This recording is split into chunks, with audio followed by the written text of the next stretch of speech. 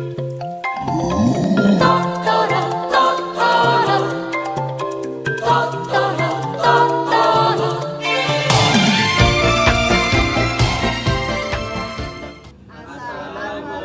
warahmatullahi wabarakatuh.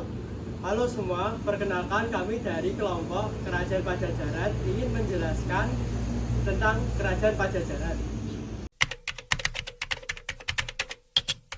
Nama saya Aditya Istifaza Saputra, absen 1 dari kelas 17. Hobi saya main futsal. Perkenalkan, nama saya Ayunda Rahma, absen 6 dari kelas 17. Hobi saya mendengarkan musik. Perkenalkan, nama saya Cynthia Asahartono, nomor absen 12 dari kelas 17. Hobi saya mendengarkan musik dan menonton film. Perkenalkan, nama saya Eka Valebian Costa dari kelas 17, nomor absen 16.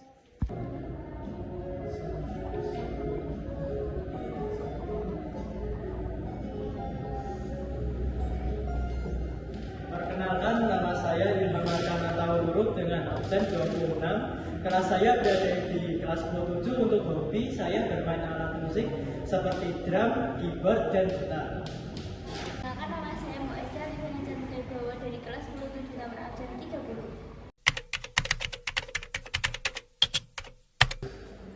Awal terbentuk Kerajaan Pajajaran juga dikenal sebagai Kerajaan Sunda, berdiri sekitar abad ke-14 di wilayah yang sekarang menjadi Provinsi Jawa Barat. Kerajaan ini merupakan kelanjutan dari Kerajaan Sunda Galuh yang sebelumnya merupakan dua kerajaan terpisah tetapi kemudian disatukan. Pendiri utama yang dianggap sebagai raja pertama adalah Sri Baduga Maharaja atau Prabu Siliwangi yang naik tahta pada tahun 1482. Penyatuan Sunda dan Galuh serta pemindahan ibu kota ke Pakuan Pajajaran sekarang Bogor menjadi tonggak penting dalam sejarah Pajajaran. Sumber sejarah. Prasasti Batu Tulis di Bogor ditulis oleh putra Sri Baduga Maharaja mengisahkan keagungan raja dan kerajaan. Prasasti Kebantenan menyebutkan wilayah kekuasaan Pajajaran. Naskah kuno seperti Bujangga Manik dan Carita Parahyangan menggambarkan kehidupan sosial budaya Pajajaran. Catatan Portugis oleh Tome Pires dalam Semua Oriental menyebutkan hubungan dagang Pajajaran dengan Portugis dan Malaka. Raja dan Ratu Kerajaan Pajajaran ada 6. Yang pertama, Raja Siliwangi. Masa kejayaan pemerintahan Sri Baduga Maharaja dari 1482 Masehi sampai 1521 Masehi. Masa ini menandai puncak kejayaan Kerajaan Pajajaran. Kerajaan mengalami stabilitas politik, kemakmuran ekonomi, dan perkembangan budaya. Sri Baduga Maharaja dikenal dengan kebijaksanaan dan kepemimpinannya dan kepemimpinannya yang kuat. Penggabungan Kerajaan Sunda dan Kerajaan Galuh menjadi Pajajaran. Kebijakan yang membebaskan rakyat dari beberapa pajak. Faktor-faktor yang menyebabkan keruntuhan. Yang pertama, tekanan dari Kesultanan Banten. Ekspansi Kesultanan Banten yang bercorak Islam memberikan tekanan besar pada Pajajaran yang bercorak Hindu. Yang kedua, konflik internal. Melemahnya kepemimpinan setelah Sri Baduga Maharaja dan kemungkinan adanya konflik internal turut mempercepat keruntuhan. Penyerangan oleh Kesultanan Banten yang dipimpin oleh Sultan Maulana Yusuf, penebusan benteng Pajajaran oleh orang dalam yang merupakan kepercayaan dari Sultan Maulana Yusuf. Raja yang kedua adalah Raja Surawisesa. Masa keruntuhan.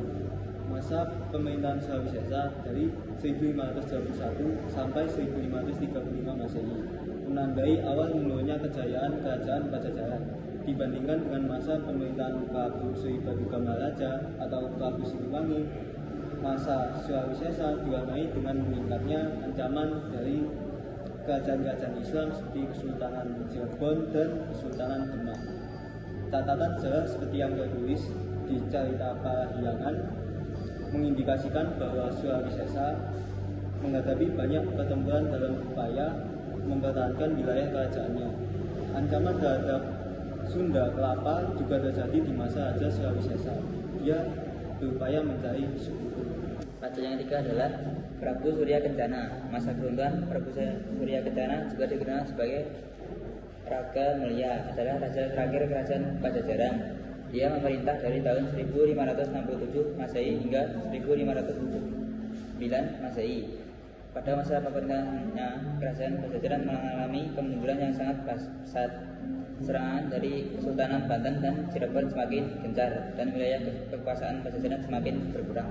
Ratu Nilagendra, masa keruntuhan kerajaan Pajajaran ditandai dengan melemahnya kekuasaan raja-raja setelah Sri Baduga Maharaja atau yang dikenal sebagai Prabu Siliwangi. Setelah Ratu Sakti yang kontroversial, kerajaan Pajajaran berada di bawah kepemimpinan Ratu Nilagendra. Pada masa pemerintahannya, kerajaan Pajajaran mengalami kemunduran yang signifikan. Serangan dari Kesultanan Banten dan Cirebon semakin gencar dan wilayah kekuasaan Pajajaran semakin berkurang. Ratu Sakti, masa keruntuhannya, Ratu Sakti raja keempat dalam sejarah kerajaan Pajajaran, dikenal sebagai sosok yang kontroversial. Dia berkuasa selama 8 tahun, mulai 1543 Masehi hingga 1551 Masehi. Sebagai penguasa, Ratu Sakti dikenal sebagai pemimpin yang sangat kontroversial. Dia kerap berbuat sewenang-wenangnya kepada rakyatnya.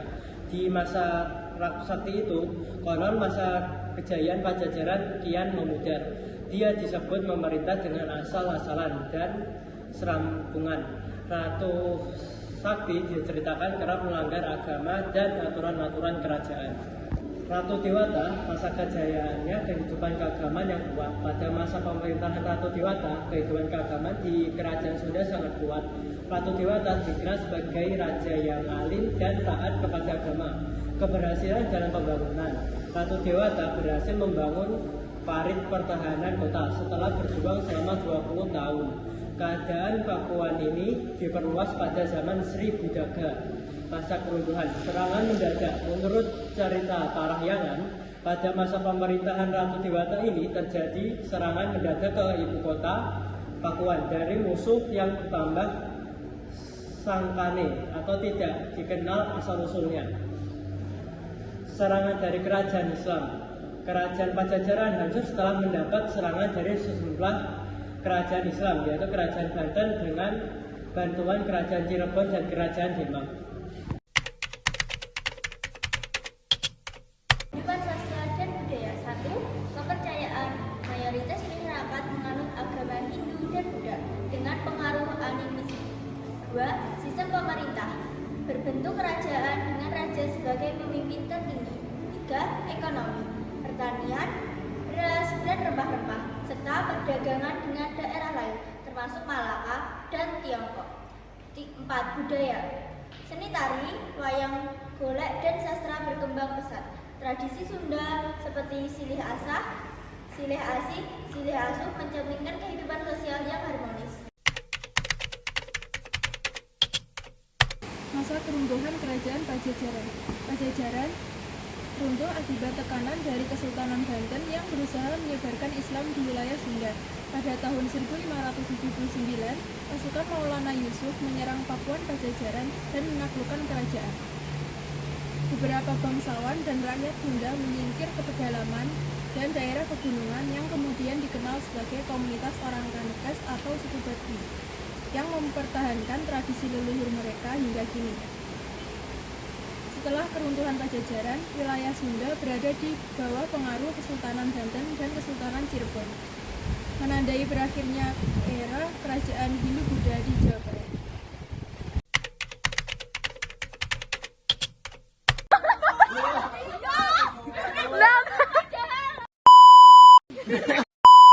Di sekitar abad ke-14 di wilayah yang sekarang menjadi provinsi. Assalamualaikum warahmatullahi wabarakatuh.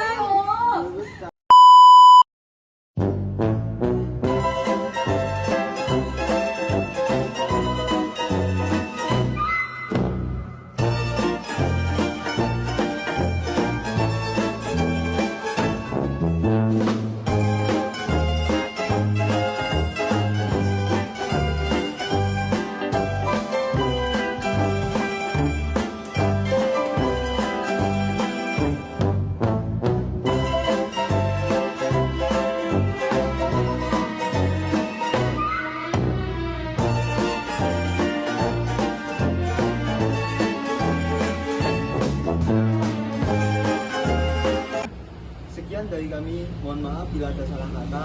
Wassalamualaikum